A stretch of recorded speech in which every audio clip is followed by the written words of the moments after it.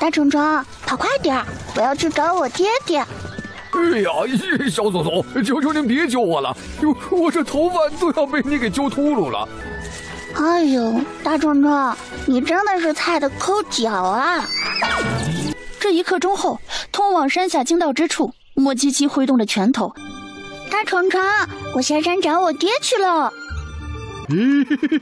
小祖宗，你尽管去祸害，去找你爹吧。行，那我去找我爹爹了，等我回来再找你玩。哎呀，我求你莫回来喽，莫回来喽！看着前方那渐行渐远的小背影，大白虎不禁哭了出来，终于可以不用受这小魔女的折磨了。而在乌灵山不远处的官道上，一辆低调奢华的马车正在缓缓前行。与此同时，莫七七正坐在大石头上，悠闲晃着小短腿儿。他一边晃着他的小短腿儿，一边朝着官道上张望。什么时候才有人来呀？莫七七正嘀咕着，声音突然停住了，他的目光落在了正在官道上缓缓过来的马车上。突然，这车夫紧急拉住了缰绳，马车里面传来清润的声音：“许伯，发生什么事了？”公子，从旁边的草丛间突然出现个孩子，看。这话还没说完呢，便听到脆生生的声音响起：“此路是我开，此树是我栽，若向此处过，留下买路财。”马车内，魏昭斜眉轻挑，唇角勾起了极为愉悦的笑容。在魏昭看向莫七七的时候，这莫七七也抬眸看向了魏昭，四目相对，莫七七眼神都变直了。莫七七迈动着小短腿，小跑到云昭面前。哇，这姐姐长得真好看，和娘亲一样好看。魏昭瞧他这副憨憨模样啊，眉头一蹙，这家伙怎么看着有点不聪明的样子？莫不是被人家不要丢弃在这里的傻娃儿？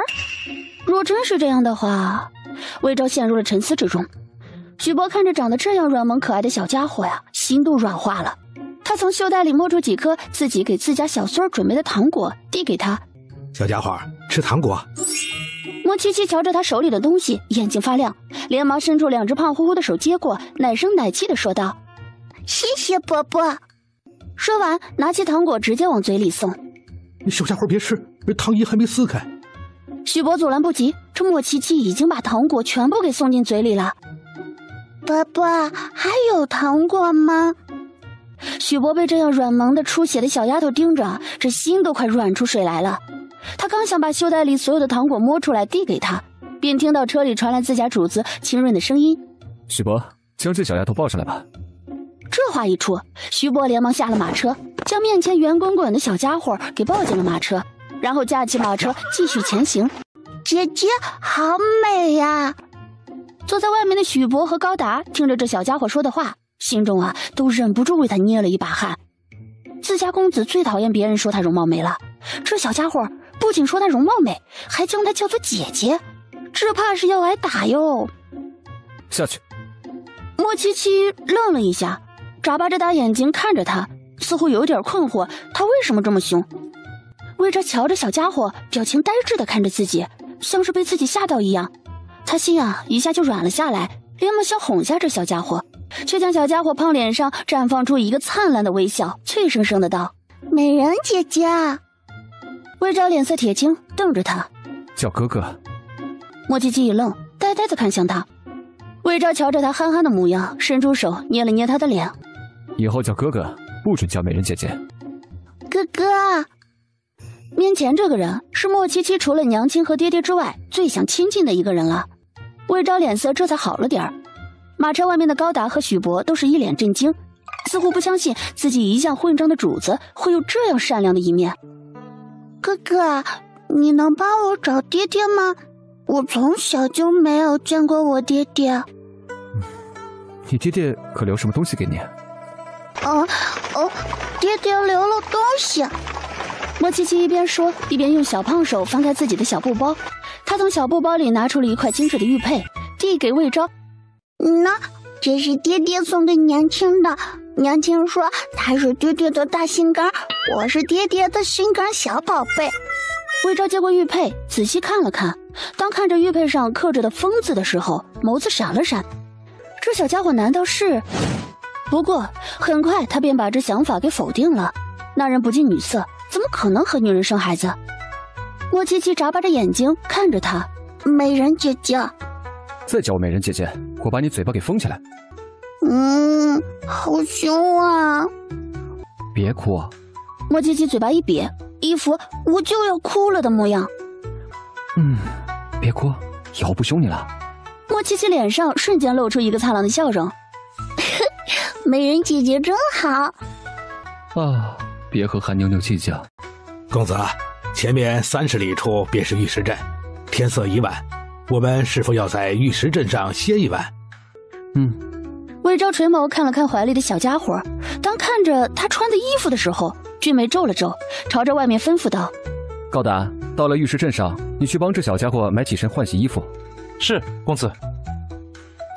天哪，这还是那个凶残起来连自己亲弟弟都揍的公子吗？公子，衣服已经买好了，拿进来。话音刚落，便听到吱呀一声门被打开的声音。乖乖坐在这里，不准下地哦。我不下地。听着他的话，魏昭这才朝着室外走去。公子，这是买的衣服。你下去叫店小二送点热水上来。是，公子。等等，公子还有什么吩咐吗？找一个姑娘上来。高达瞬间愣在了原地，瞪大着双眼看向魏昭，脑海里瞬间出现了很多不可描述的画面。魏昭瞧着他面色苦乖地盯着自己，便知道他脑海里可能又在胡思乱想了。高达，你还想不想要脑袋了？公子，属下想要脑袋。再胡思乱想，我就把你脑袋给削了。公子，属下这就去给你找姑娘。说完，便一溜烟儿地跑了出去。魏昭眉梢抽了抽，拿起衣服朝着内室走去。我没下地哦。听着他的话，魏昭心里闪过一丝异样的情绪。这小家伙还挺萌的，带回家讲着玩，感觉还挺不错。这衣服是给我的吗？魏昭点了点头，将衣服放在床榻上。美人姐姐，你真好。叫哥哥。哥哥。魏昭一听，眼神不觉地柔和了许多。莫七七看着魏昭，想了一会儿，开口说道：哥哥，等我找到爹爹了，我就带你回去见我娘亲。为何把我带上？因为我娘亲喜欢长得美的人。魏昭眼角忍不住抽了抽。哥哥啊，你不要担心哦，我娘亲超级好的。瞧着他在说自己娘亲的时候，小脸上满是开心，再瞧着他这一身肉，魏昭便知道这小家伙的娘对他极好，定不会将他遗弃。即使这样，这小胖妞为何会出现在那样偏僻的地方啊？哥哥啊，你怎么不说话？你是瞒着你娘亲偷跑出来的吗？不是啊，我告诉了我娘亲，我要去找爹爹，娘亲让我去的。这小家伙的娘亲可真大。哥哥，你怎么了？喂，你娘亲对你好吗？我娘亲对我极好，有什么好吃的都给我吃。哥哥啊，我娘亲也会对你好的，你跟着她有肉吃哦。你娘亲叫什么名字？别打她姐，姐只是一个神话。你这话是从哪里学的？娘亲教我的，她说有人问她的名字，就是这句话。魏昭心想，这小家伙的娘是个狠人，这小小年纪就教他这样乱七八糟的。公子，姑娘找来了。等下你帮这小孩洗澡。好。哥哥。怎么了？哥哥给我洗。不行，男女授受不亲。男女授受不亲是什么东西？能吃的吗？你长大了便明白了。为什么要等长大了我才能明白？小孩子莫问这么多，不然长不高。好。终于将这小家伙给忽悠过去了。正在这时，门外传来店小二的声音：公子，沐浴的水已经准备好了。你带他进去洗澡。女子点头应了一声，走到莫七七前面，牵着她的手朝里面走去。哥哥，我饿了，想吃什么？吃肉哟。在这里等着，我去叫人给你准备肉。闻言，莫七七一个劲儿的点头，奶声奶气道：“哥哥，我不下地。”听着他的话，魏昭有些好笑的微微挑眉。这小胖妞还挺萌的。公子。高达，偷听的感觉如何？完球了。公子，属下知错了。去将膳食端上来，多准备点肉。是。前面的人快滚开！马上的少年瞧着魏昭不让道，嘴角勾起冷酷的笑意，加快速度朝魏昭冲了过来。大街上的人瞧着马朝着两人逼近，心中都咯噔一响，这俩人完蛋了。谁知那横冲直撞的马没有碰到两人，反而往旁边倒下。马上的少年也被压在了马下，随后便是少年的鬼哭狼嚎声。我的腿，我的腿！莫七七眨巴着水润大眼睛看着少年，这时候脑海中突然浮现出自己娘亲曾经对坏人说过的一句话：“嘿，你个猪脑壳！”于是小奶音也想起来了：“你个猪脑壳！”这围观的众人听着这小胖娃说的话，都忍不住为他捏了一把汗。这可是玉石镇镇长的独生儿子，向来都心高气傲的，如今被这小胖娃骂猪脑壳，恐怕呀不会善罢甘休。小胖子，你竟敢骂小爷！小爷今天非要弄死你！莫七七听着他叫自己小胖子，顿时怒了：“猪脑壳，我生气了！”小杂种，你！魏昭踩着少年的手，冷眼看着少年，薄唇轻启：“你再骂一句试试。”小爷我……话还没有说完，便被魏昭踩断了手，疼得晕了过去。魏昭收拾完少年，目光落在他身后的莫七七身上：“哥哥，我以后会保护你的。”我不需要你这个小屁孩保护。不过想到小胖妞说的话，他心口某处闪过一丝柔软。哥哥，我饿了。我换好衣服就带你出去用膳。哥哥真好。真是个麻烦精。哥哥，麻烦精是可爱的意思吗？是长得可爱的意思。哥哥也是麻烦精。魏昭嘴角抽了抽，瞥了他一眼。乖乖待在床上，我去换衣服。哪个龟儿子将我的儿子手踩断了？被骂成龟儿子的魏昭俊脸都黑了。这一旁的高达见着魏昭脸色不好，连忙道：“公子别在意，他在骂龟儿子，不是在针对我们。”魏昭一听，脸色更加黑了下来。难道那个男人的口中龟儿子是公子？去将那个糟心玩意儿给我打一顿。高达一听，连忙朝着楼下跑去，然后不管3七21，就把骂自己公子龟儿子的那个中年男人给暴锤了一顿。中年男人身旁的侍卫就像二愣子一样站在原地，不知道该怎么做。中年男人瞧着自己养的这群饭桶啊，在自己被打得这样惨都不晓得出手，这顿时气得眼睛冒着红光，朝着他们怒吼道：“你们还愣着干什么？还不给我上！”那群侍卫一听，这才反应过来，连忙朝着高达进攻而去。魏昭冷眼看着下面的打架斗殴，怕吓着莫七七，他直接伸出手将他眼睛蒙住，不让他看底下的打架。哥哥，我要看打坏人。魏昭嘴角扯了扯，将手放了下来。莫七七瞧着楼底下打架斗殴，激动的哟，伸出2只小胖手，不停的拍掌。打得好，打得妙，打得坏人呱呱叫。10余之后，高达将中年男人及中年男人的侍卫都给暴锤了一顿后，他便朝着楼上跑去。公子，那些个糟心玩意儿我都打了一顿。魏昭未作声，朝着楼下走去。魏昭瞅了一眼地上的一群人，眼里带着嫌弃，说道：“这么多人，连一个人都打不过，真的是废物。”见到魏昭，中年男人便趴在地上装死，不说话了。他曾经到过京城，也是见过世面的人。面前这俊美如玉的少年，他敢肯定，绝对是权贵人家的儿子。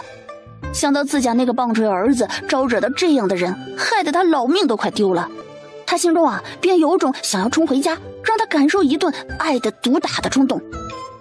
莫七七圆溜溜的眸子咕噜噜地转了转，看着地上的中年男人，奶声奶气地说道：“龟儿子。”魏昭听着小家伙将地上男人骂人的话都给学会了，眉头皱了皱。以后你再和你儿子两个为非作歹，我就让人送你们去见阎王。中年男人被他这阴冷的声音给吓得身子不停地打哆嗦，然后一抖，这裤子便被打湿了。哥哥，你叫什么名字？魏昭。魏昭。魏昭。魏昭。我真是欠你的。哥哥，我大名叫莫七七，小名叫小乖。哥哥一定要记住我的名字啊，不然我会生气的。我生起气来很可怕哦。我一定记住你的名字。此路是我开，此树是我栽，若想此处过，留下满路财。莫七七听着这熟悉的话语，朝着外面看去。小鬼，想从这里过，就把身上所有的东西交出来。不交。为首的男孩听言，横眉竖眼看向他。莫七七也不害怕，一双水灵灵的大眼直勾勾地凝着他。见他们全身穿着破烂衣服，他扭过头对着身后的魏昭道：“哥哥，他们好可怜。”你想帮他们？娘亲说教我做好人，多帮助人。魏昭听着他的话笑了笑，朝着门外吩咐道：“高达，给下面的人一些银子。”是，公子。打劫的那些男孩听到马车里面这人说的话，都眼神微妙的互相看了一眼，似乎不相信听到的是真的。高达走到为首男孩身边，递给他一大袋银子。带着你的这些小弟好好做人吧。男孩接过银子，朝着他点了点头：“谢谢。”你应该谢那个小女孩。高达在马车员外坐稳后，许博便重新驾驶着马车朝着前方走去。那些打劫的小孩自动朝着两边站去。为首的男孩盯着渐行渐远的马车，俊秀的脸上闪过沉思。须臾之后，他对着身旁的其他小男孩说道：“走，咱们去吃肉包子，吃了咱们就去京城。”昭妹，娘想死你了！不准叫我昭妹。看到这个为了想要生女儿给她小名取为昭妹的无良娘，魏昭便是心中怒火蹭蹭的往上冒呀。哥哥，魏昭还没说话，便见自家那个无良娘就瞬移到了他身边。啊，好美的姐姐啊！哎呀，我就是最喜欢这样诚实的小孩子。说着，当着在场众人的面亲了亲她的脸。我的乖女儿。夫人真的是想要女儿的很啊。娘，这不是你的女儿。不是我女儿，难道是你女儿？娘，别胡说，这小女娃是我从路上捡回来的。不错嘛，我的儿，捡回来这样可爱的小女娃。美人姐姐就是哥哥的娘亲吗？是啊。哥哥的娘亲长得真好看。哎呀，我就喜欢你这种说实话的小孩子了。小家伙，你叫什么名字？美人姐姐，我叫莫七七。莫七七话刚说完，楚云熙便抬手在他脑袋上摸了摸。叫我干娘。这小家伙长得真是忒可爱了，不管是谁的娃，他都得认这个小家伙当干女儿。干娘。楚云熙一听，顿时高兴的抱着他，高兴的朝着镇国公府里走去。对于他的儿子，他已经觉得不香了。魏昭站在原地，目光注视着他娘因为有了女儿高兴的飞起的样子，心中一阵心寒。想起他娘为了生女儿给他取的那个小名，却更加心塞了。魏昭迈着步子往府里走去，高达老老实实的跟在他的身后。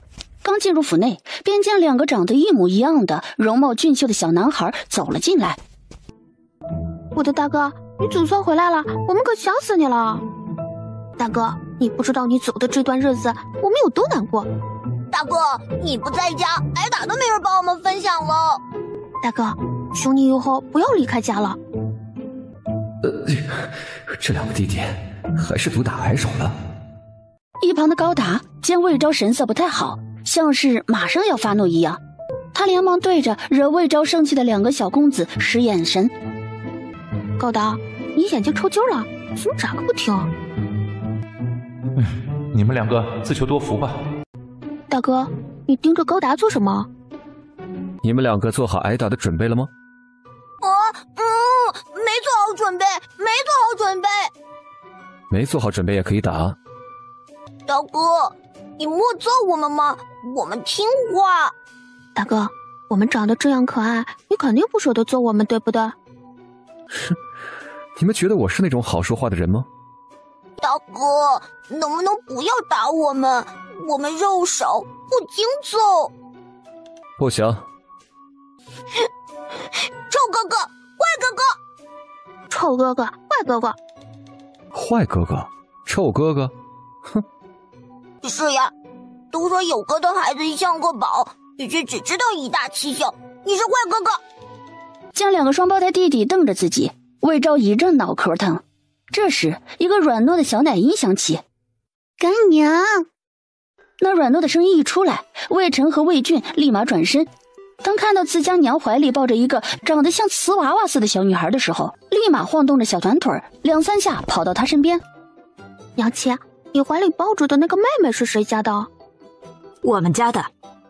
哎，娘亲，你何时给我们生的妹妹呀？她是娘亲的干女儿，以后便是你们的妹妹。一听到他们以后有妹妹了，魏晨和魏俊开心的把眼睛都笑眯了。正在这时，魏昭走了过来。娘，哥哥要打我们，你要为我们做主啊！打打更健康。娘，我们不是你亲生的吗？哥哥，我觉得我们不是亲生的，没准儿我们是捡回来的。你们2个是在山沟里捡回来的。我就知道我和哥哥不是亲生的，所以你们才任由哥哥打我们。我是一个没人疼的小可怜儿啊！你不是我娘亲，哼！我要去找我娘亲去。胡说八道些啥呢？我就是你们的亲娘。要不是为了在小女娃心中留下一个好的印象，他早就收拾这2个喜欢胡说八道的小崽子了。看2人还装不装糊涂。魏晨和魏俊交换了眼神，连连后退了几步，看向楚云熙，异口同声地说道：“你不是我们亲娘。”楚云熙听见自己这2个小崽子又说这样没天良的话，这暴脾气一下子就控制不住上来了。你们2个臭小子，给老娘滚过来！干娘，不能生气哦，娘亲说生气会让人变老哦。楚云熙听到生气会让人变老，他下意识地摸了摸自己的绝美脸蛋，小声地嘀咕着：“可不能变老呀！”想到这里，楚云熙想要训斥2个自家小崽子的念头愣是生不出来了。别害怕，娘亲这样温柔如水的女子是不会打你们的。温柔如水？娘亲啊，你怕是对温柔如水有点误解吧？娘亲，你是不是不爱我们了？娘亲，你这明明说我们是贴心小棉袄。哥哥，我觉得我们不是亲生的。楚云熙听着魏晨又在装糊涂，顿时撸起袖子，做事就要锤人了。魏晨和魏俊见状，立马飞快地溜了，那速度快的一看就是逃跑次数多了练成的。哥哥，我要吃哥哥。魏昭闻言转身看向高达，准备点糕点送到书房。魏昭抱着莫七七朝着他的书房而去。哎，魏昭，你从哪儿拐来个小胖墩啊？我才不是小胖墩呢，我只是肉很多啦。你再说我是小胖墩，我可要打你了哦，我打人很痛的哦。宋坚，别在我书房里发癫。嘿嘿，这小女娃长得真讨人喜欢啊。边上的魏昭见状，那双凤眸里闪过不悦的光芒。眼看着宋阶就要捏到小家伙的脸了，魏昭伸出手将宋阶的手给拦截了下来。小家伙脸嫩，经不住捏。哟呵，真看不出啊，你还是个怜香惜玉之人。怎么了？有意见？啊不，没意见，没意见。我很想说有意见，可貌似你手上的拳头不答应啊。宋阶看了眼魏昭，便将目光从他身上移开，而后落在了莫七七身上。劝你别打他的主意，他是我们家的。我可没听说云姨给你生了个小妹妹啊。宋阶他娘和魏昭的娘是义结金兰的姐妹，两家关系非常好，经常走动，是以他对魏昭家简直了解得很。就在这时，书房外面传来噔噔噔的脚步声，魏晨一路小跑进入书房。当见到宋阶的时候，眼睛顿时亮了。宋大哥，你可算来了，我好想你啊！哼，我看你小子不是想我，而是想我带你出去玩吧。宋大哥，你带我出去玩一下吧，我在家里都快无聊死了。好好待在家里，不许乱跑。就要乱跑，坏哥哥！哼！你说什么？啊！我说我不会乱跑的，还说你是天下最好的哥哥。真是个小滑头啊！魏晨听着他这话，嘿嘿笑了下，而后将目光落在了魏昭怀里的莫七七身上。宋大哥，他长得可真结实。莫七七听着他的话，湿漉漉的大眼望向魏昭。哥哥，长得结实是什么意思？是长得可爱的意思。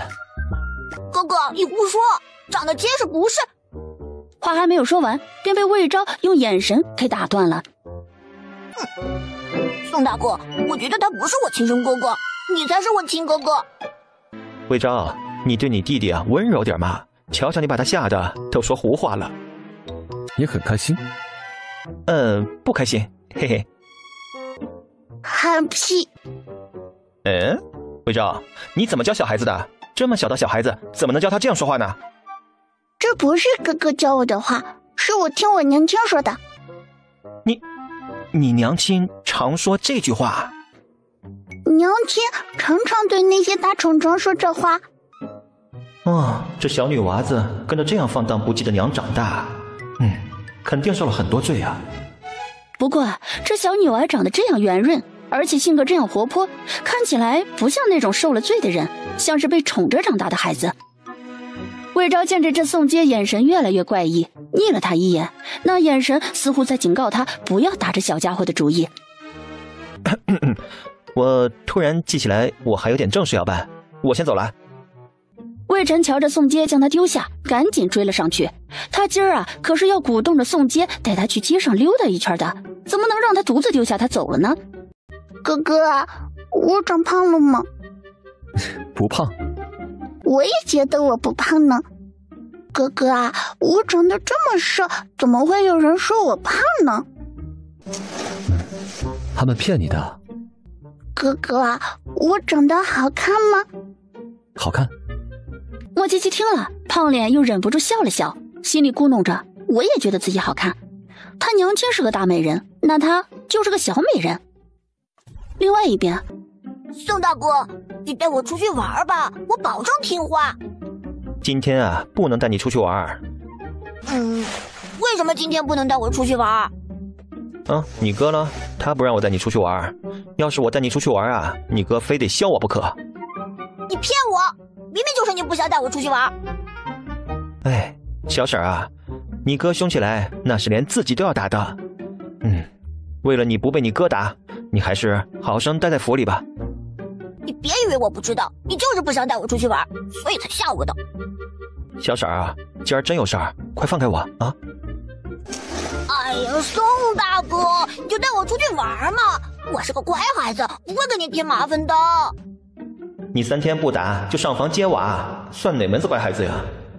不过瞧着魏晨眼巴巴看着自己，他眸子闪过无奈，刚想说话，便见魏昭抱着那个小女娃出来了。大哥，我想出去玩，你带我出去玩吗？我没时间带你出去玩，你给我乖乖待在府里。坏哥哥，哥哥，我想出去玩。魏昭瞧着怀里的小家伙，抬手，动作轻柔的摸了摸他的脑袋，语气柔和的说了一声好。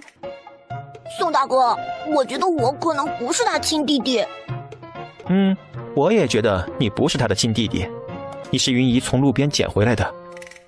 宋杰，你今儿很闲。宋杰一听，心中咯噔一响，觉得这货可能不安好心，连忙对着魏晨说道：小婶儿，听你哥哥的话，我下次带你出去玩。说完这话，宋杰便一溜烟儿的跑了。大哥，我也要跟你们一起出去玩。怎么不叫坏哥哥了？哎呦，大哥，你在说什么呢？我没叫你坏哥哥呀。哼，走吧，你去把小二叫上。魏昭口中的小二正是魏俊的小名。至于小名为什么叫小二，当然是因为他们那顿无良爹娘渐生的又是儿子，便随便取了个小名。哥哥，我想我娘亲了。你娘亲在哪里？我送你去找你娘亲。我不回去，我要找到我爹爹。魏昭见小家伙满脸认真，便知道这个小家伙对找爹很执着，他便不再继续说下去了。冰糖葫芦，冰糖葫芦嘞，卖冰糖葫芦。哥哥，我要吃糖葫芦。魏昭听了，牵着他的手朝卖糖葫芦的摊贩走去。给我3串糖葫芦。哎，好嘞。说着，动作利落的将3串糖葫芦递给了魏昭。哥哥，给我糖葫芦。要吗？要。莫七七大眼睛一眨不眨地望着魏昭，见他将糖葫芦递给了自己，胖脸绽放出一个灿烂的笑容。谢谢哥哥。一旁的魏俊和魏晨睁着大眼睛瞧着魏昭手里剩余的2串糖葫芦，那眼神仿佛在说：把糖葫芦给我们呀。也许是魏昭听到了2个人的心声，魏昭将剩下的2串糖葫芦递给了魏俊和魏晨。莫七七是个爱吃的，接过糖葫芦便往嘴里狂塞。太好吃了。哥哥，吃糖葫芦。你自己吃吧，我不喜欢吃这个。莫七七听着他的话，哦了一声，便自己欢快地吃了起来。没一会儿，1串糖葫芦就吃完了。哥哥，我还要糖葫芦。魏昭怕他吃坏了肚子，便说道：现在不给你吃糖葫芦了，等会儿带你去吃好吃的。好。魏昭想着一品居的八宝鸭味道还可以，便带着他们去了一品居。哎，七七妹妹，你家在哪里啊？我家在山上，那里有很多大虫虫，那些大虫虫和我关系可好了呢，每次见到我都会高兴的叫出声。我下山的时候，那些大虫虫都舍不得我呢。要是那些大老虎知道他说这样的话，估计得暴跳如雷。哼，我们和你关系一点都不好，我们巴不得你这个小魔头下山去造作。啊，大虫虫是什么？大虫虫就是大虫虫啊，大虫虫长得可好看了。七七妹妹，你能不能送我们1人1只大虫虫啊？魏晨心中幻想着大虫虫是一身白色的小卷毛，肥嘟嘟的，就像那小仓鼠一样的可爱小动物。好。七七妹妹，你当真要送我们大虫虫？当然是真的。等我回家以后，我便送你们1人1只大虫虫。七七妹妹，你真好。公子，京兆衙门那边出事了。何事？张拐子越狱了。魏昭眸光一沉，起身道：你将他们送回去，我去京兆衙门看一下。说着便朝着门外走去。魏晨瞧着，眸子滴溜溜一转，看了旁边的魏俊一眼。魏俊说道：高达，我想吃那个五芳斋的绿豆糕，你去帮我买点吧。二公子，等下回府的时候，我带着你一起去买绿豆糕。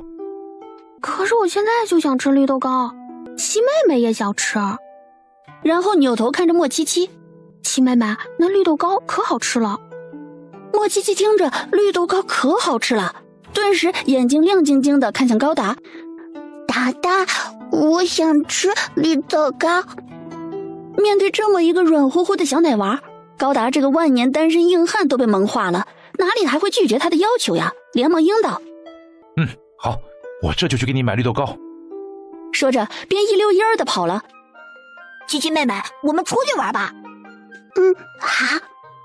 此刻正是一品居的高峰期，店老板便没有过多关注他们，三个小孩轻轻松松的出了一品居。魏晨和魏俊想玩套圈游戏，便牵着莫七七的手来到了玩套圈游戏的地方。给我们准备30个圈子。好嘞。说着动作利落的拿了30个圈子递给魏晨。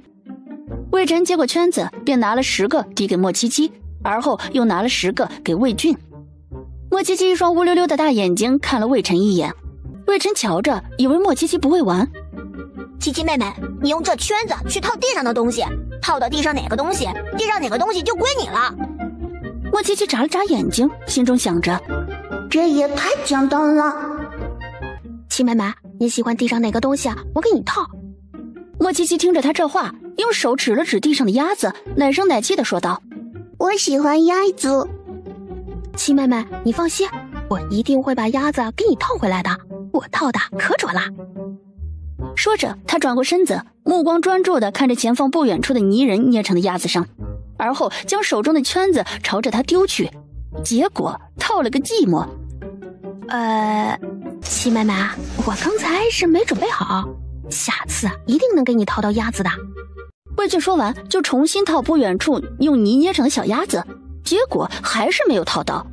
魏俊顿时皱着眉，刚要给自己找台阶下，便听莫七七说：俊俊，我来套鸭子，我能把地上所有的东西全部给套到。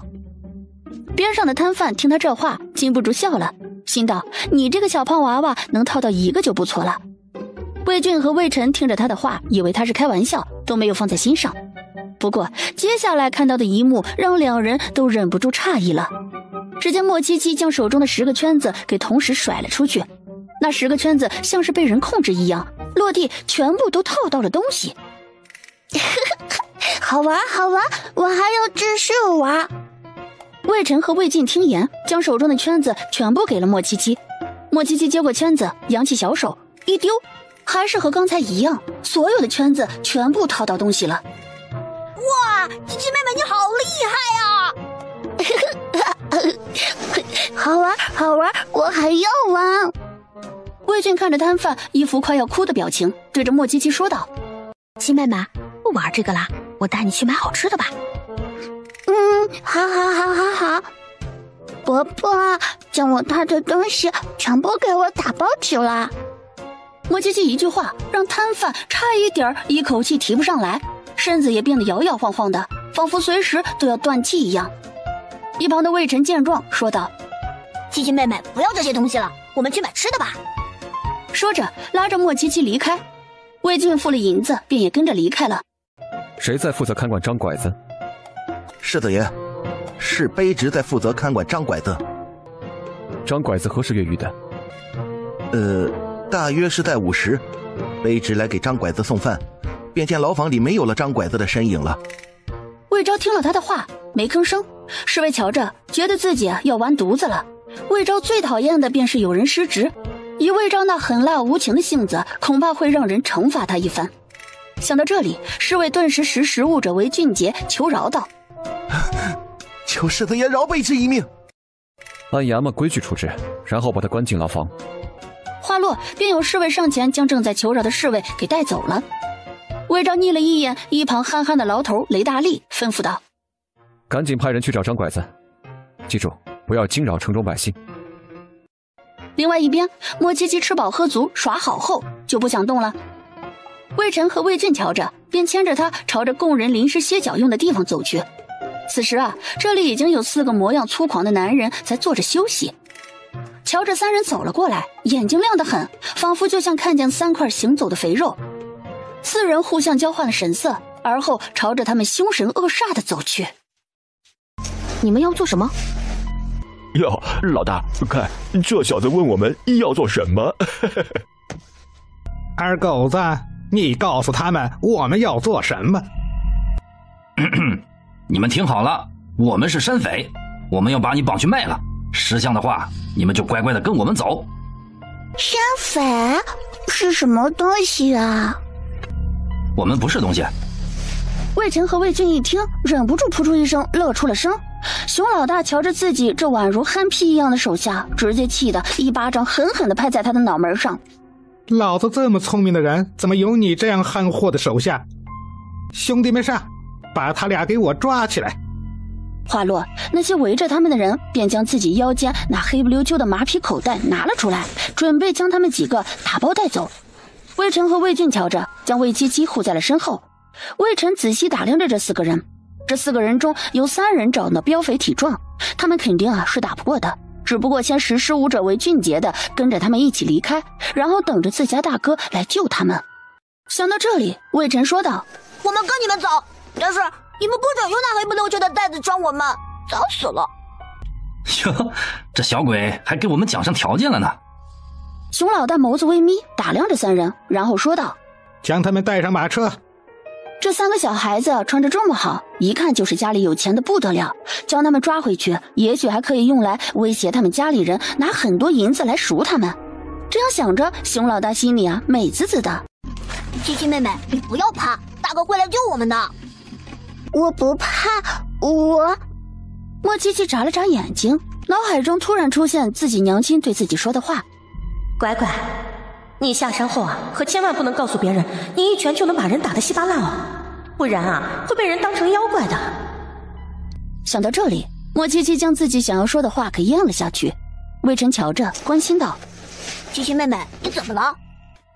你们别怕，我会保护你们的。魏晨和魏俊听着他暖心的话，感动得不要不要的，心中暗暗发誓，这次被救出以后一定要好好学武，武功学好后就可以保护七七妹妹了。哎呀，这小女娃长得好膘肥体壮啊！晨晨，膘肥体壮是什么意思？就是说你胖得像猪的意思。哼，你骂我胖，我生气了，我要把你打哭。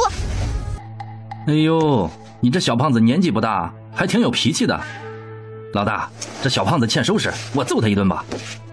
熊老大听着他的话，看了一眼莫七七，而后开口说道：轻点打，别打坏了。他心中也觉得这小女娃确实欠收拾，小小年纪就这样喜欢吹牛，这长大了还得了。闻言，二狗子朝着莫七七走了过去，语气凶狠地说道：嘿嘿，今儿个我可要好好替你爹娘揍你一顿。啥？莫七七在听到他话的时候就忍不住愣住了。别开玩笑了，从小到大就没有人能够揍得到他。一旁的魏晨和魏俊见状，站到了莫七七面前，张开双臂将他护在了身后。不准打七七妹妹！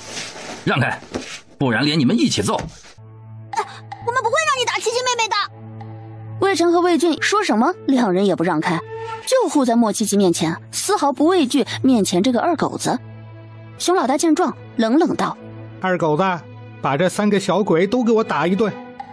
二狗子一听也不再客气，直接扬起手准备一巴掌朝着魏晨扇过去。不过当对上莫七七的眸子的时候，眸光变得呆滞起来，而后扑通跪在地上，再然后狠狠地抽起了自己的脸。打重点，再打重点。他话音一落，二狗子就加大了力道抽在了自己的脸上，把自己抽得眼冒金星，流着鼻血昏死了过去。熊老大看到这一幕，只觉得自己气得要魂归西天了。他原本是想着让他教训教训这嚣张的小女娃，没想到这憨批手下自个儿把自个儿给抽晕了。正在这时，脆生生的小奶音响起：该你们了。莫七七话音一落，只见那些贼人都扑通跪在了地上，狠狠地抽着自己，边抽边说道：我是胖猪。七七妹妹，他们是怎么了？他们发疯了。啊！魏晨一双黑白分明的大眼睛看着魏俊问道：发瘟了的症状是这样的吗？大概是吧。哎，你家那口子还有多久回来？魏千峰和宋玉一起去了南边视察，临行前宋玉和孟若兰闹了别扭，是以两人都不想联系彼此。孟若兰心里放不下宋玉，便从楚云熙这里暗中打探魏清风的消息，从而来知道孟玉是否安详。大概还有几日吧。咱们爹，你想你家送狐狸了？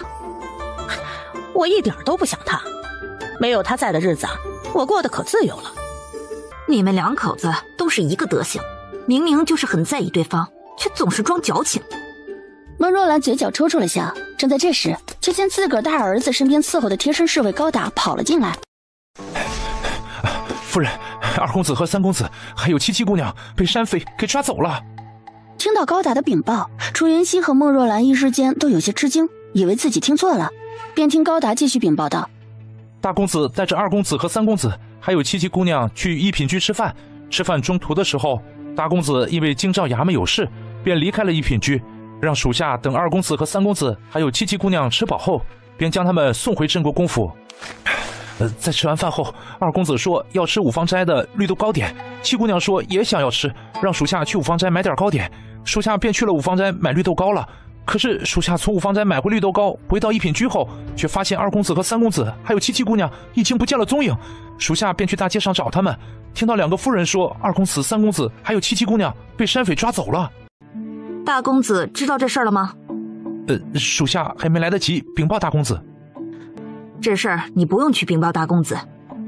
高达，你带侍卫和我一起去把他们救回来。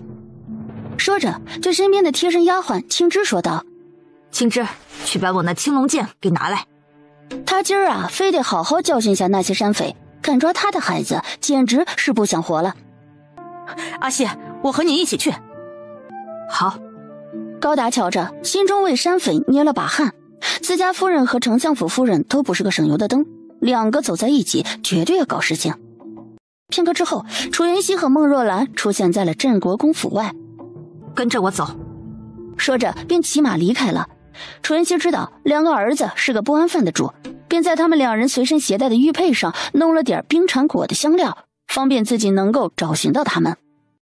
与此同时，莫七七正看着自个儿把自个儿戳到鼻青脸肿的山匪，脑海中一闪而过自己娘亲说着的话，下意识就学着自家娘亲的表情，奶凶奶凶的。从现在开始，我就是你们的老大，你们都得听我的，知道吗？气氛顿时如同死一般的寂静，山匪们如同晴天霹雳一样愣在原地。莫七七瞧着他们没有说话，他的小胖手便抬起，往离得最近的熊老大头上一拍，清脆的巴掌声顿时响起。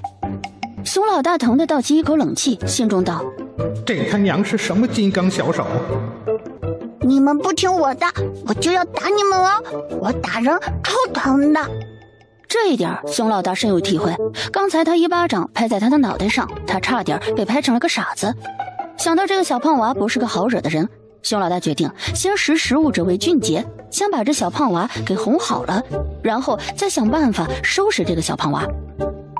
那些山匪们听着莫七七的话，顿时将求救的眼神投向了熊老大，只希望他能够用他的高大威猛去好好收拾收拾这嚣张的小屁孩。没想到熊老大竟然说道：你就是我们老大，我们都听你的。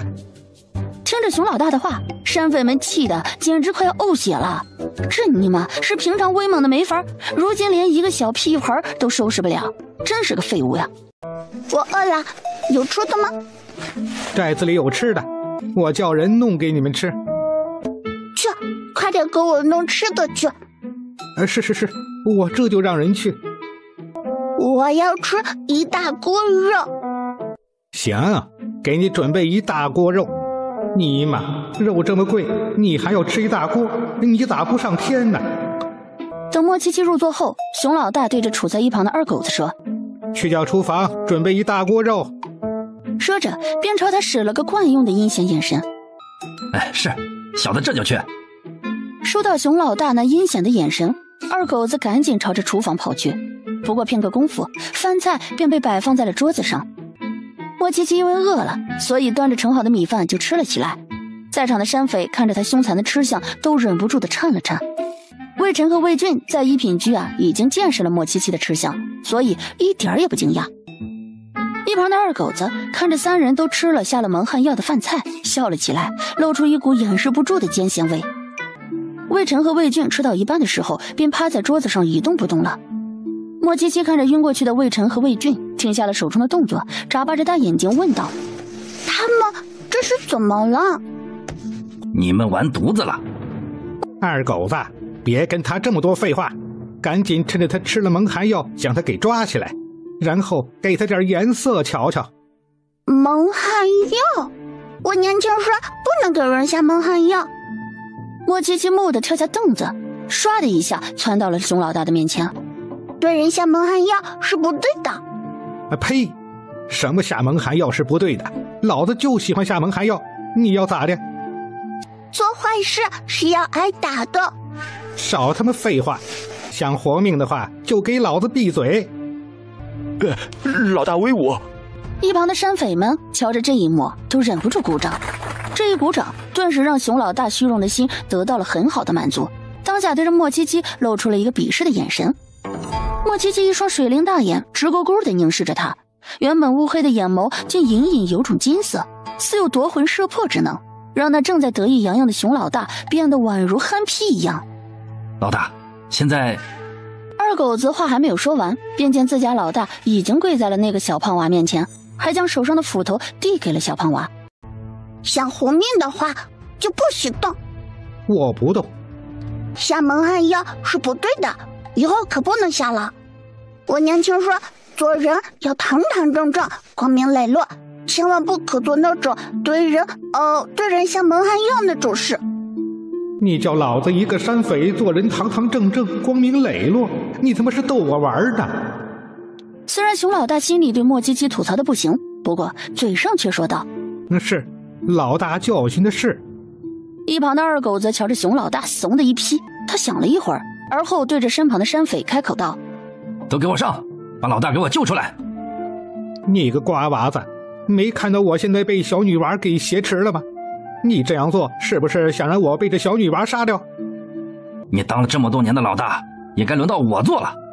你这种连小屁孩都怕的怂货，就不配当老大。等下我便让你见识见识什么叫做牛批！二狗子，二狗子不想和他废话，直接朝着一旁的山匪道：“都给我上，去把他们全杀了！”二狗子，老子把你当兄弟对待，你却要老子死，你他娘的还是不是个人？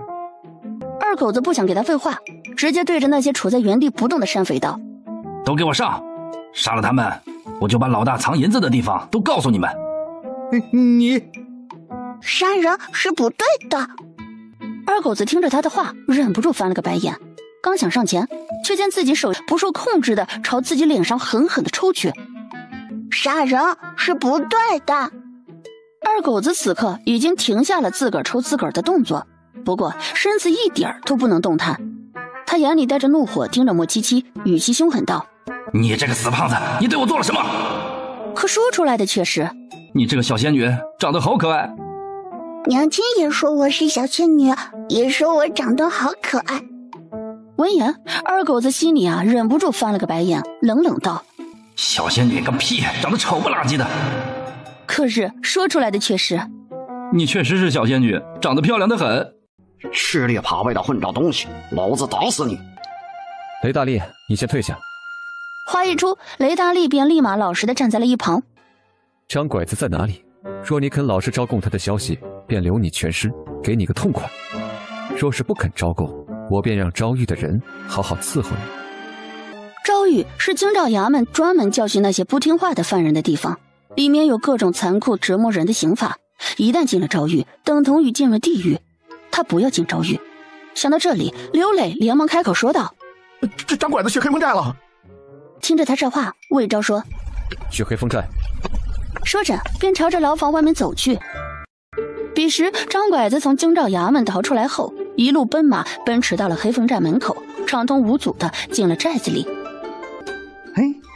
想不到这山匪手里还有生得这么肥膘体壮的胖娃娃。这话一落，一道圆滚滚的身影便朝着他闪了过来。嘿，泥鳅，你才生得膘肥体壮呢，你干嘛用黑布挡住脸啊？我知道了，你一定是长得很抽象，所以才用黑布挡住脸。臭小鬼，竟敢冒犯我，你想找死吗？嘿，泥鳅，竟敢冒犯我，你想找死吗？臭小鬼，你怎敢这样对我说话？哎，泥鳅，你怎敢这样对我说话？哎，真是个不知死活的臭小鬼！真是个不知死活的臭泥鳅！我可不是那种爱幼的人，惹怒了我，下场只有死。说着，张拐子便弯下腰，想要将莫七七给提起来。然而下一刻，莫七七身影已经消失不见。哎，泥鳅，你踩得可脚啊！哎，小胖子，你竟然敢一而再、再而三的羞辱我，拿命来！说完，张拐子身影已经朝着莫七七闪去，结果莫七七的身影又消失不见了。紧接着，自己肩膀上一重，随后自己头上戴的斗笠被摘了下来，丢在了地上。你骂我小胖子，我要把你给整秃噜！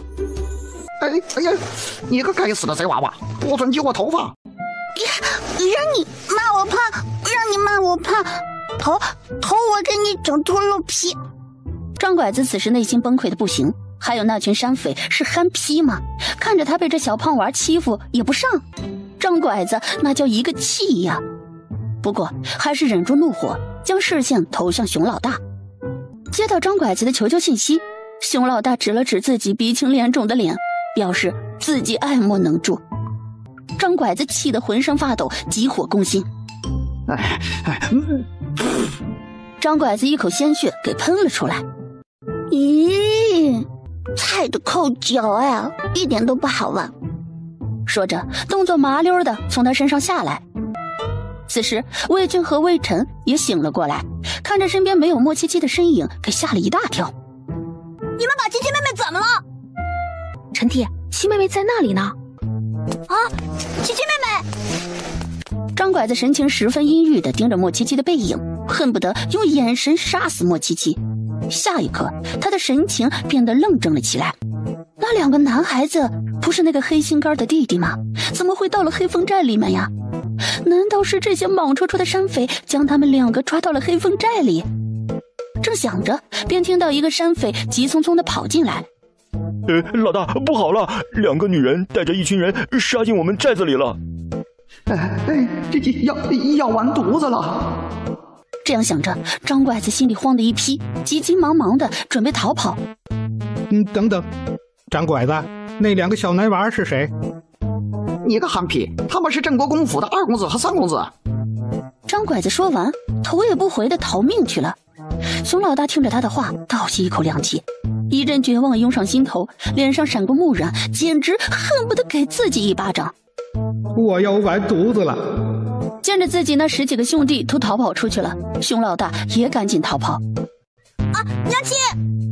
魏晨和魏俊瞧着楚云熙，一脸激动地朝着他跑了过去。下一刻，楚云熙身形一闪，便径直来到了莫七七面前。七七宝贝，那些山匪可有没有欺负你呢？干娘，他们不敢欺负我的，我可凶呢。这句干娘一出来，楚云熙高兴的哟，直接吧唧一口亲在了莫七七脸上。至于他说的话，楚云熙纯粹是当小孩子说胡话。娘亲，我们也要亲亲。楚云熙瞅了两人一眼，直接赏了2个人个脑瓜崩。回家再收拾你们。娘亲，我们以后听话，乖乖待在府里，你绝不会乱跑了，你不要收拾我们。干娘，程程和正正他们是乖孩子，你别打他们。好，我不打他们。就在这时，孟若兰来到了他们面前。兰姨，以后啊不准调皮，不然啊我也得揍你俩。说着，将目光落在了莫七七身上，瞧着他顿时眼睛一亮，心中道：这女娃娃生得真好看呀，怪不得自家好友瞧着会如此喜欢。兰姨，你不疼我俩了？下一刻，孟若兰已经来到了莫七七面前。小可爱，让干娘抱一个。莫七七满眼问号的看了孟若兰一眼，而后偏头看着楚云熙。干娘，这个漂亮姐姐是谁啊？小可爱，我是你干娘的好友，你是她干女儿，那你也便是我的干女儿。说着，朝着楚云熙眨了眨眼睛，用眼神示意他，让他告诉莫七七，她也是他的干娘。楚云熙唇角扯了扯，对上好友那期待的眼神，楚云熙低头看向怀里的莫七七。七七宝贝，她是你干娘。莫七七眨了眨眼睛，然后好奇地看着孟若兰，不吭声了。小可爱，你不要害怕，干娘是个温柔的长辈。莫七七眨了眨眼睛，心中道：她才不害怕，她超凶的。不过面前这个漂亮姐姐看起来和干娘一样温柔。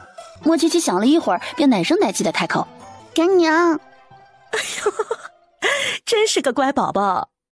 干娘，我超凶的哦，我把坏人给整脱了皮了。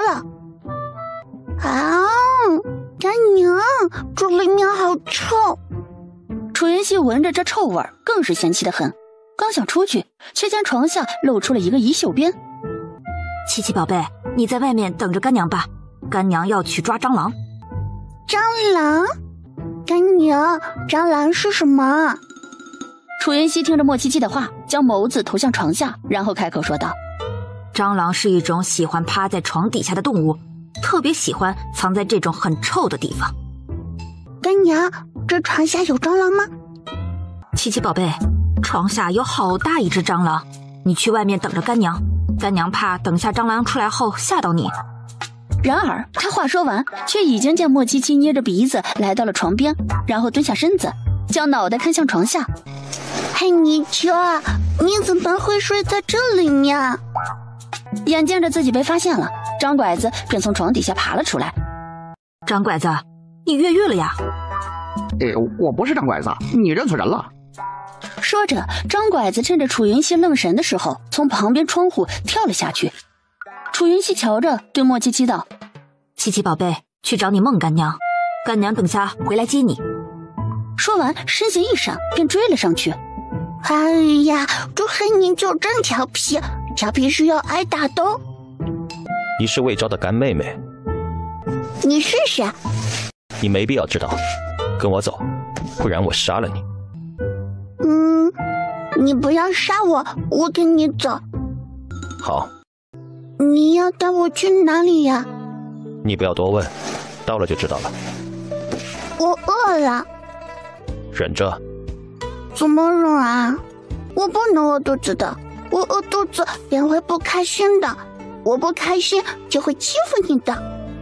你这样说话，不怕我生气杀了你吗？我不怕，我超凶的。百里长生听着他这话，不由得觉得好笑，瞧着他那张粉雕玉琢的包子脸，心头闪过一抹异样。不过当想着面前这个小胖娃和魏昭有关系，他心头那点异样也消失殆尽。若再惹我生气，我就杀了你。再惹我生气，我就杀了你。再说话，我就揍你。你好凶哦！可惜我不怕你哦，我打人超痛的。百里长生瞬间对这个小胖娃无语了，但是这个小胖娃怎么那么可爱呀？他没忍住，往那肉嘟嘟的脸上捏了一把。我也要捏你的脸。说完，就以迅雷不及掩耳之势，将百里长生给戴的面具给掀了下来。啊，漂亮哥哥！莫七七对着这张脸犯着花痴，脑海中闪过魏昭那张妖孽的脸，他顿时清醒了。还是哥哥最好看。百里长生的脸色一阵青一阵白，心里五味陈杂，觉得这小胖娃眼神忒差呀，就魏昭那死样，根本没法和自己比。正在他思绪万千的时候，听到咕噜一声声响，他低下头看去，见这小胖娃摸着肚子，一脸不开心地看着他。我去给你找吃的，你坐在那边的大石头上等我，不准乱跑。我要吃肉肉。闻言，百里长生瞅了瞅他圆滚滚的身子，表情有点一言难尽，然后离开去给他寻找吃的。莫七七开始的时候还很老实的坐着，不过坐了一会儿便觉得有些无聊了。他从大石头跳了下来，然后漫无目的的朝着树林里走去，不知不觉便走到了树林深处。草丛中一只大老虎眼里正散发着凶光，瞅着他，心中纠结着怎么吃这小胖娃。正纠结着，却见树林中跑出来一头狼，朝着小胖娃跑了过去。大老虎瞧着有人打他食物的主意，当即凶狠的嗷呜一声，这狼顿时吓得一溜烟跑了。大程程，莫七七瞧着大老虎，眼睛一亮，顿时迈着小短腿一阵小跑，冲到了大老虎面前。大程程，这小胖娃看起来还挺萌的，吃还是不吃？大虫虫，趴下！闻言，大老虎觉得自己的威严受到了挑战，顿时凶狠地朝着他嗷呜一声，然后张开大嘴，准备把它吃掉。我生气了！莫七七说完，嗖的一下坐在了他的背上。大虫虫，你不听话，我要给你整秃噜皮！小祖宗，别揪了，我错了，我不该吃你。哼，看在你知错就改的份上，我就大发慈悲，不给你整秃噜皮好了。哎，这年头当老虎好难呐！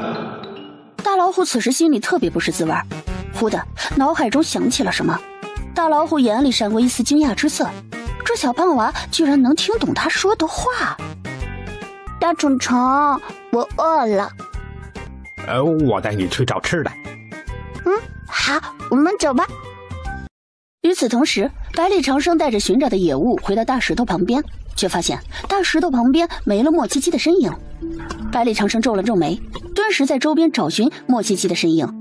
当听到树林里传来虎啸的时候，百里长生的脸色一下子变了，心中莫名产生了一种不好的预感。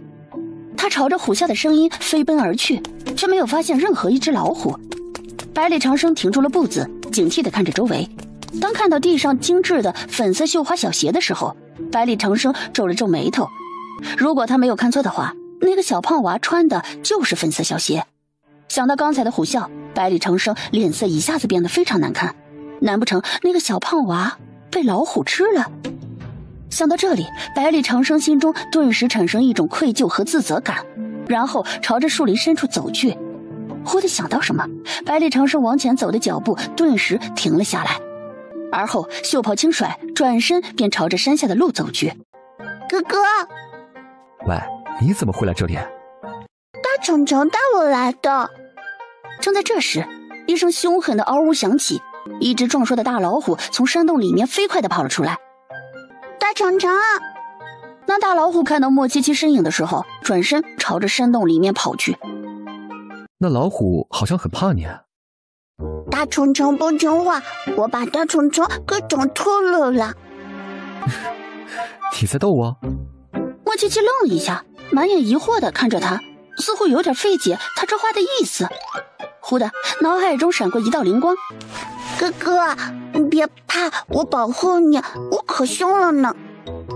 魏昭挑了挑眉，唇角禁不起荡起了笑意，还真是一个有趣的小家伙。公主，属下看到公子了。楚云熙顿时眼睛一亮，脚尖轻轻一点，便用轻钩朝着他们而去。七七宝贝，怎么样？有没有受伤？我没有受伤，我超凶的。七七宝贝真厉害，告诉官娘，是谁把你丢进这山里的？一个戴着面具的哥哥把我丢在这里的，那个哥哥好凶啊！莫七七说着，模仿百里长生说过的话后，包子小脸奶松奶松的。跟我走，不然我杀了你！楚云熙听到他的话，在内心怒骂了下绑架自己干女儿的那个鳖孙，来不及细想是哪个鳖孙绑架自己的干女儿，便见到自己好友带着侍卫走了过来。发生什么事了？无事。孟若兰见他沉默不语，脸色难看，便看向楚云熙。发生何事了？无事。孟若兰嘴角扯了扯，得了，这娘俩都是一个德行，嘴上说着无事，不过脸上都无形的写着有事2个字。